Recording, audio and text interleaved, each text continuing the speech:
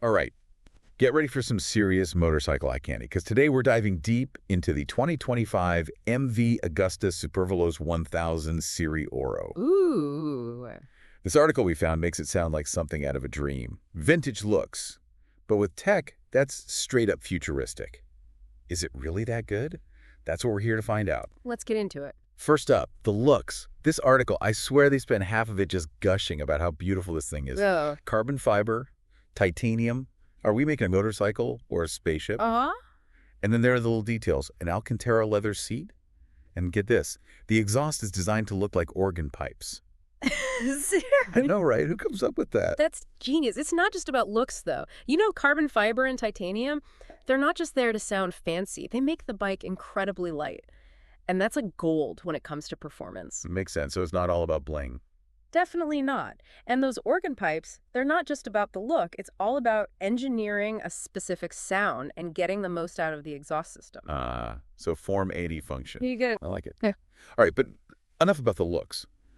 Let's talk about the engine, the heart of this beast. The article says it's a 998cc inline four.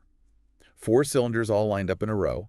This thing cranks out 208 horsepower and red lines at 13,000 RPM. Those are some serious numbers, but what do they actually mean for, someone who actually rides this thing? Okay, so imagine this. You're cruising down an open road and you need to pass someone. That 208 horsepower, that means instant acceleration. Ooh. You'll feel it in your chest. And that high red line, that means the engine delivers power super smoothly. Think of it like a singer hitting those high notes without even breaking a sweat. That's a good analogy. Right. So it's not just about raw power? Yep. It's about how that power is delivered. Yes, exactly. Hold on a second. This article says the Superveloce is packed with more tech than my smart home. MVICS 2.1 system. 8 levels of traction control. Front lift control so you don't flip over backwards. 4 different riding modes, one of which you can even customize yourself. Yeah, they really went all out. My head's spinning. It can seem overwhelming, but trust me, it's all designed to make your rides safer and more fun.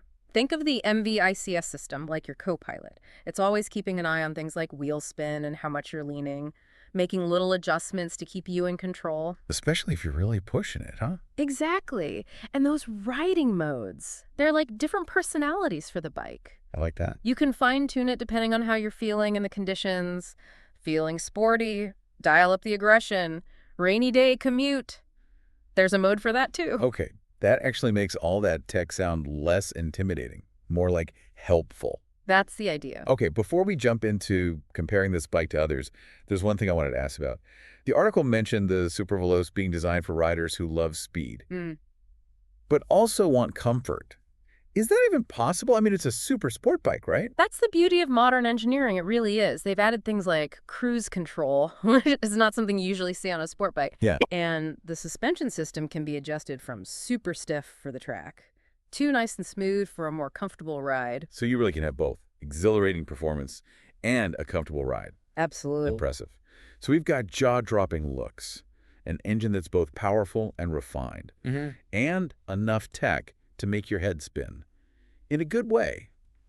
I'm starting to see why this bike is getting so much hype, but no deep dive is complete without a little friendly competition.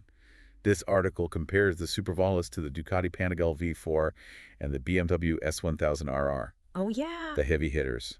It's about to get interesting. So how do you think the Superveloce stacks up against these monsters of the sport bike world? I was just thinking about that. This article has this whole comparison table. Yeah. And it's full of numbers. I need you to break it down for me. What are the key differences for someone who's actually thinking about buying one of these bikes? Okay, let's start with the Ducati Panigale V4. On paper, it's got a bit more raw power than the Superveloce. Like how much more? A few more horsepower, a little more torque, but honestly, he'd probably only really notice the difference on a racetrack. So for the average rider, Right. someone who's not trying to set lap records, Right. that extra power might not be a huge deal. Exactly. Think of it this way.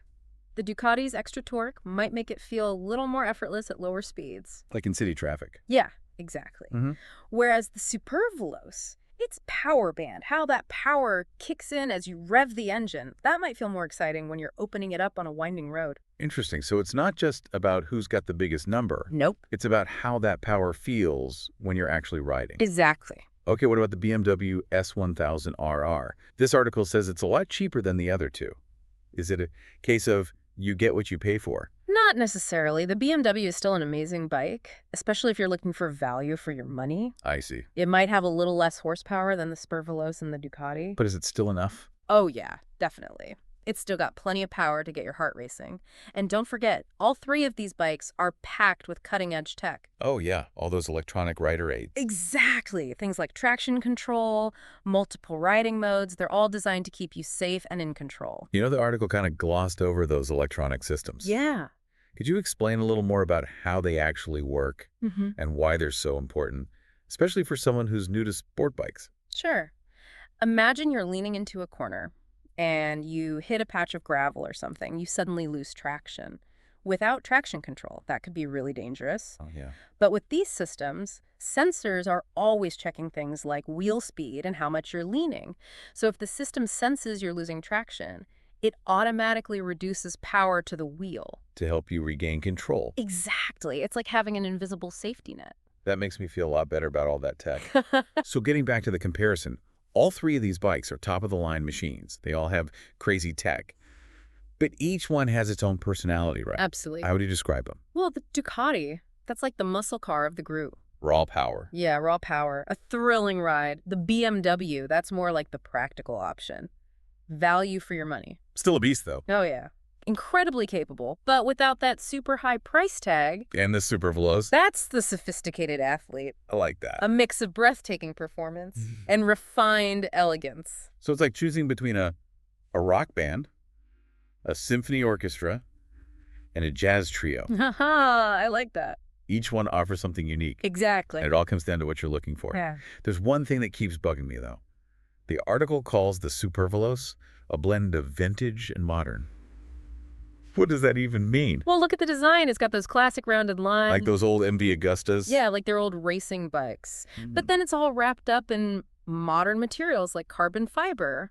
And it's got these futuristic details. So it's like old school cool meets cutting edge tech. Exactly. And then you've got the technology itself. All those electronics Yeah. seamlessly integrated into this retro-inspired design. So they managed to capture that vintage spirit without sacrificing modern performance. Yeah, it's pretty amazing. The article also mentioned that the Superveloce is surprisingly comfortable to ride. I always thought sport bikes were kind of unforgiving. That's a common misconception. Modern sport bikes are actually designed to be a lot more versatile than they used to be. The Superveloce is a perfect example, with its adjustable suspension and the way it's designed to fit the rider. So you could ride it all day. You could ride it all day and still feel pretty good when you get off. Wait a minute, are you saying I could actually commute on this thing? Absolutely. And you wouldn't just survive the commute, you'd enjoy it. Wow. Imagine weaving through traffic, the wind in your face, that inline-four engine roaring. It does sound kind of amazing. And then when you hit the open road, you can really let loose, unleash all that horsepower. So it's the best of both worlds. Exactly. It's not just a track weapon or a weekend toy. It's a bike you can actually live with every day. That's what MV Agusta was going for with the Superveloce, a motorcycle that's both thrilling and versatile. This is really changing my whole view of sport bikes. I'm glad. There's one more thing I wanted to ask about. The article mentioned something about the Superveloce's exhaust system, how it's designed to enhance the sound of the engine. Oh, yeah. Can you tell me more about that? What makes this exhaust note so special? Imagine this. You're accelerating through a tunnel, the engine's roaring, and the exhaust note is echoing off the walls. With the Superveloce, that sound isn't just a random noise. It's engineered. It's carefully crafted. Those organ pipe exhausts, they're not just for show, they're designed to create a specific sound. What kind of sound? A deep, throaty growl. Wow. It'll send chills down your spine. Okay, I'm sold. That sound alone is worth the price of admission. But let's shift gears for a second and talk about the bigger picture. What does a bike like the Superveloce tell us about the future of motorcycles? That's a great question.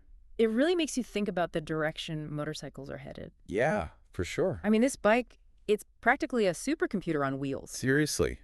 More computing power than they had for the Apollo missions, right? Crazy, but It's not just about having all the gadgets. It's about how that tech actually improves the ride. Exactly. Like those rider aids, the systems that help with traction and stability, those are becoming more and more common these days, even on bikes that are more affordable. You're seeing them everywhere now. So it's like having a safety net. But it also helps you push the bike further. It is. It gives you that extra confidence to really explore what the bike can do. Especially for newer riders, I bet. Oh, yeah, definitely. Take some of the fear out of it. And it's not just about the tech itself. It's about how it's all integrated into the design.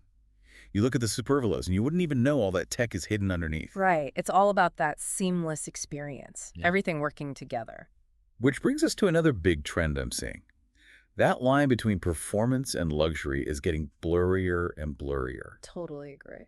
I mean, the Superveloce, with its carbon fiber and titanium, and that hand-stitched leather seat, it's like the motorcycle version of a tailored suit. It is. It's like wearing a high-end watch. Mm. It's not just about function anymore. It's a statement.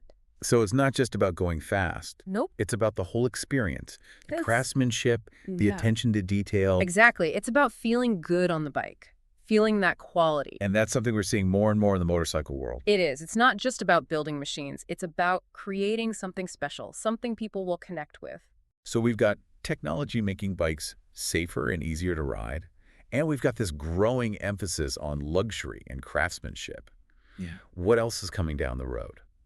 This article mentioned electric motorcycles. Are those going to take over the world? Electric bikes are definitely a game changer.